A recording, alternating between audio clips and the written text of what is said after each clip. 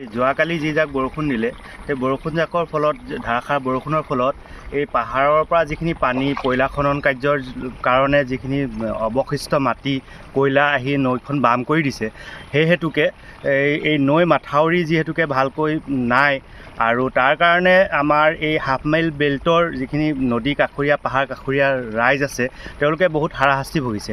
কালি পৰহি ৰুই যোৱা ইয়াৰ ধাননি পথাৰ এইবোৰ সকলোখিনি এই পানীয়ে বুঢ়াই থৈ গুচি গৈছে আৰু বালিয়ে পলস পেলাই ধানখিনি নষ্ট কৰিছে। বৰষুণে আমাৰ গোটেই খেতি পথাৰ নষ্ট কৰিলে আৰু পাহাৰৰ যিটো কয়লা খননৰ মাটি আহি আমাৰ গোটেই প্ৰথম খেতি এই ৰুই কালি পৰহি ৰুই হৈছিলে।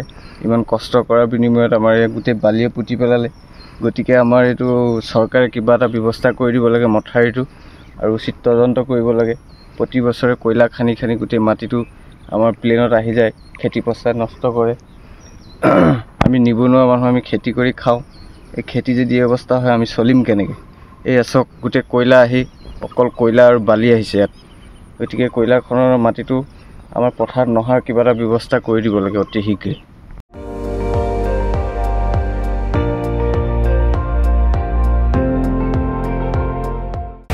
আপুনি চাই আছে ND24, সৰ্বশ্ৰেষ্ঠ নহয় সৰ্বোত্তমৰ দৌৰা।